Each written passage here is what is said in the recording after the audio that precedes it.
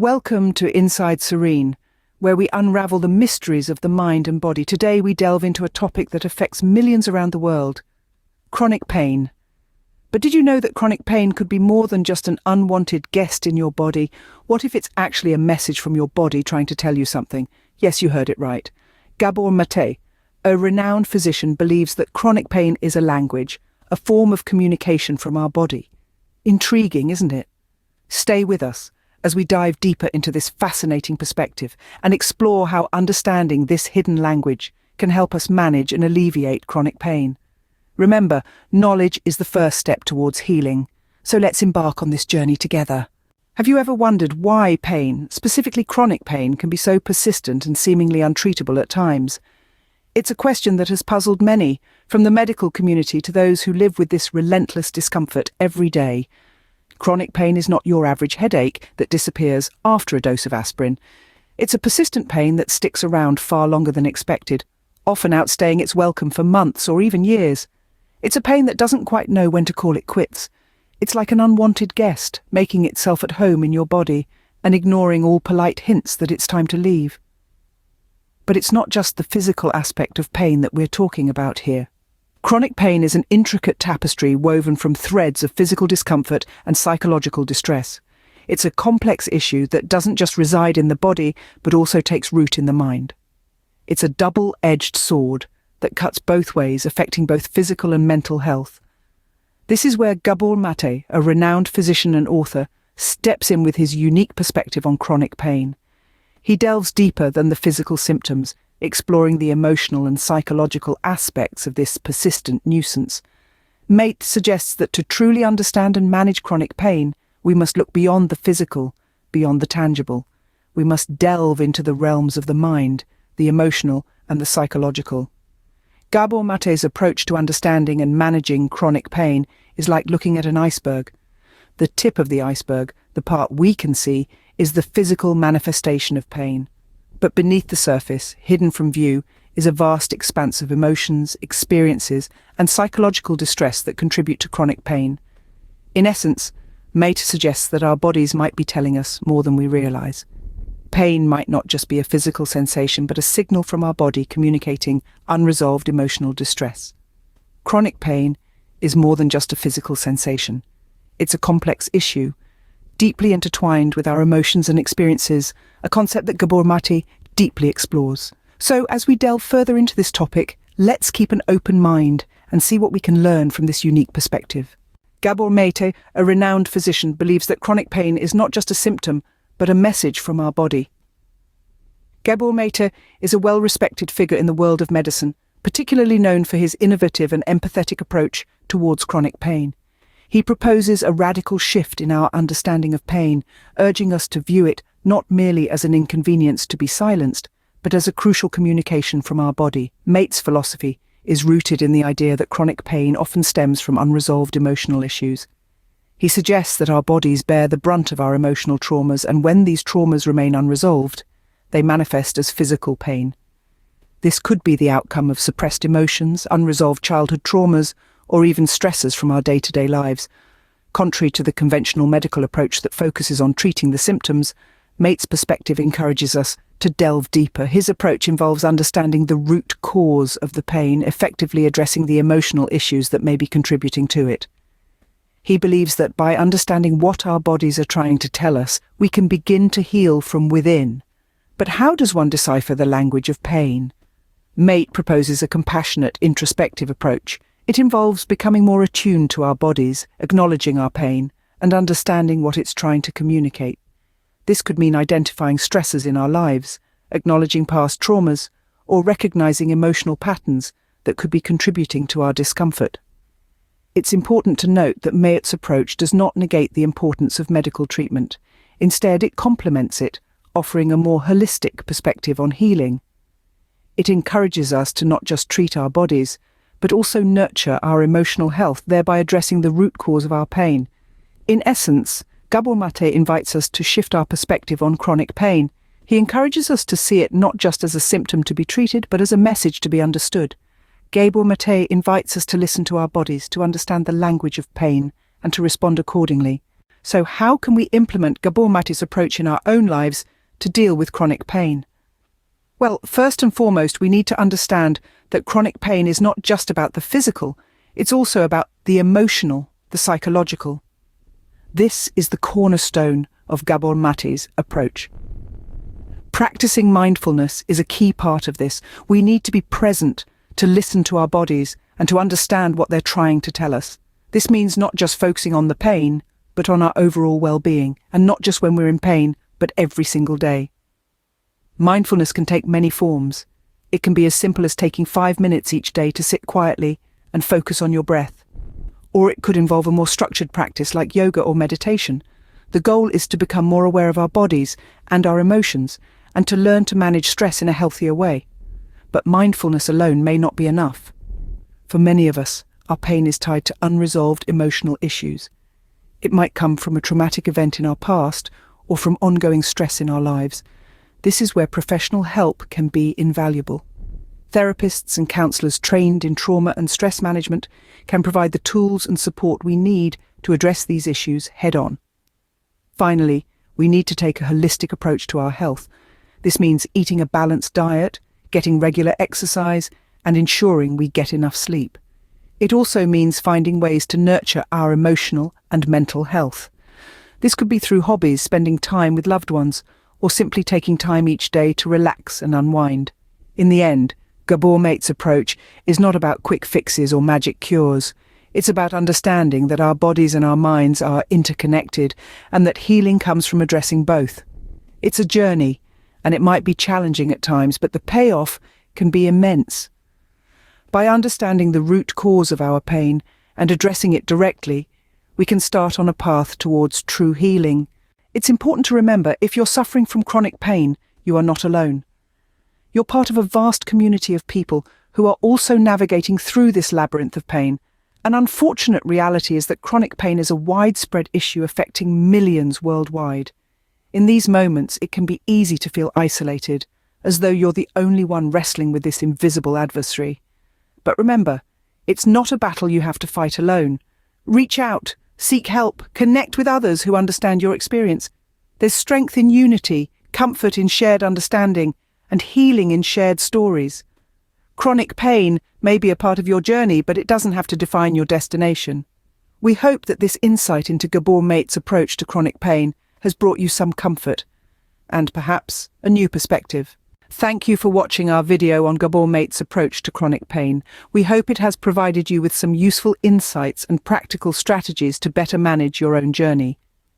Here at Inside Serene, we are dedicated to providing you with thought-provoking and insightful content to help you navigate your mental fitness journey.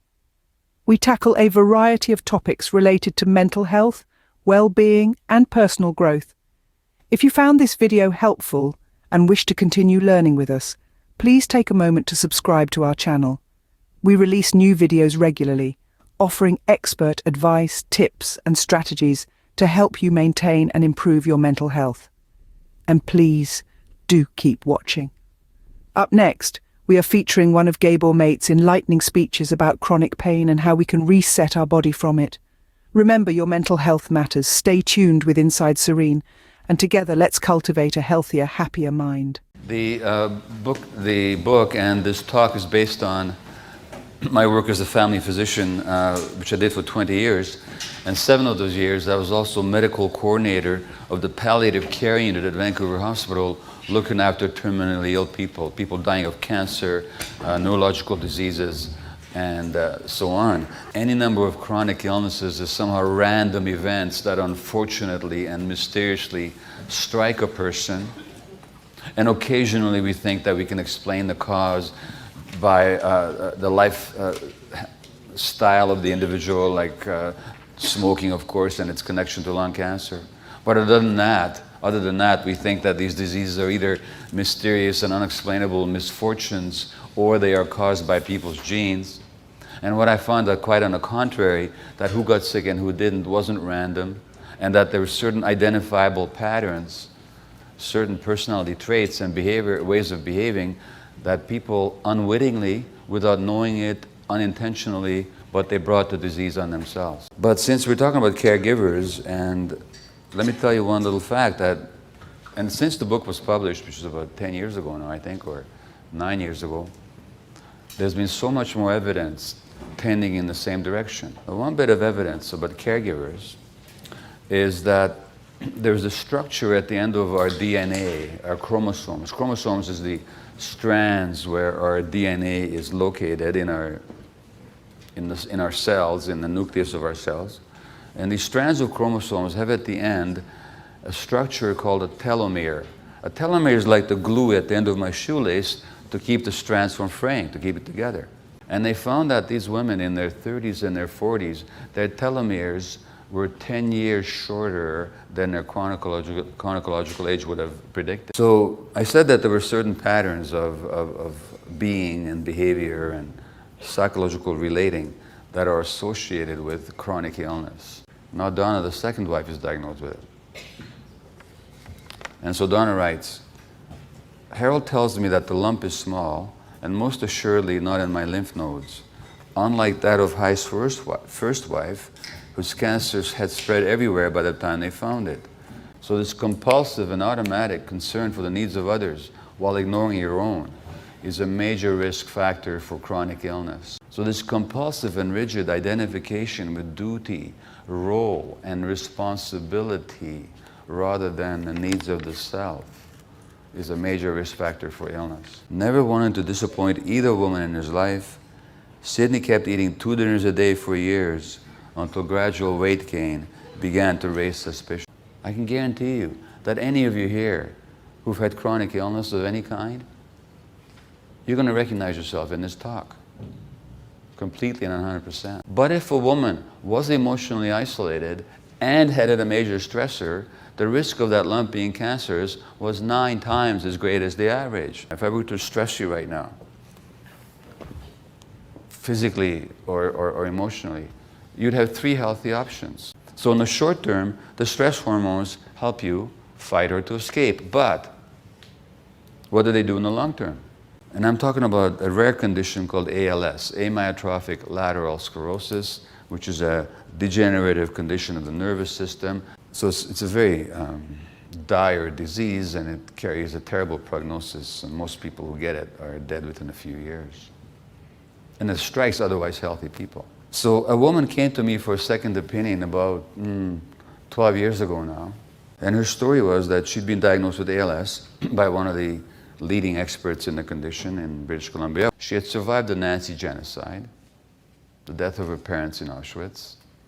She survived communist dictatorship, the Hungarian Revolution in 1956, emigration to Canada with 2 adolescent boys and my father, the birth of a child in Canada when she was 39 in a new country, the whole immigration experience. Do you think she could have handled and she was a mentally and emotionally very strong person. What did I, as a 2-month-old, know about Nazis or Hitler or genocide? And the infant learns very quickly that if the mother is so stressed already, that if I add more stress to it, that might threaten my relationship with her. So then naturally, whatever happens emotionally and how we live our lives has a huge impact on our physiology. And that's why people that suppress anger, they have diminished activity of their immune system, as has been shown in studies. And I've been doing that myself, learning to say, no, I have to create these boundaries, because as I was wanting to help people make them, and that made me feel better, but then I realized that. And when she was 37, she was diagnosed with stage 4 breast cancer. The stage 4 meant that the cancer was already in her bones by the time it was diagnosed. At that time, she had 2 young children, aged 1 and 3, and married to a well-to-do businessman. Now, she gets the best medical advice she can get anywhere in North America, and she traveled to New York and elsewhere. She got the best medical treatment, and with that, she was given 1 year to live, because that's the prognosis. Stage 4, despite the medical treatment, chances are you'll be dead in 1 year. And the transformation that she experienced was that when she was diagnosed and started paying attention, she realized that her life had not been her life, because she was sexually abused as a child. And her response to the abuse was, of course, as many children will experience, it can't be about the adults, it's about me. And when she's diagnosed and she decides she wants to live, she says, the hell with all this perfection and goodness. And she confronts her family of origin about the abuse that she had endured, and she confronts her husband, and she practices her spiritual ways, which she ignored all those years, and she pays attention to herself, and she keeps clearing this stuff out. So my question is about if the endocrine system is not developed fully because of alcohol-related birth defects. I don't know the effect of, I'm not expert enough to tell you if there's any correlation between alcohol effects and the hormonal apparatus, the endocrine system. Have you ever considered how chronic pain affects not just the body, but the essence of our lives? Chronic pain, more than a mere physical sensation, is an intrusive presence that permeates every corner of our existence. It shapes our daily activities, colours our mental state, and even informs our relationships with ourselves and others. Now let's delve into Gabor Maté's perspective. Mate, a renowned physician, proposes a more holistic view of chronic pain. He suggests that the pain we feel is not just physical, but a symptom of deeper psychological and emotional distress. This pain, he posits, is a signal from our body that something needs to change.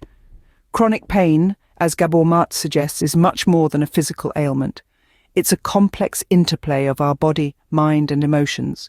But how does Gabor Maté, a renowned speaker and author, view chronic pain?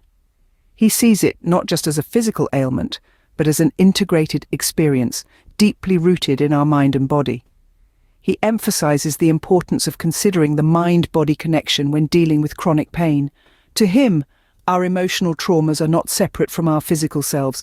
They are intertwined, and so addressing these emotional traumas is an integral part of the healing process. He believes that by exploring our past experiences, our emotions, and our fears, we can begin to understand the real source of our pain. But understanding is just the first step. Gabor Maté introduces the concept of resetting the body. This is not about suppressing the pain with medication, but about changing our body's response to pain. It's about training our body to react differently, to break free from the cycle of chronic pain.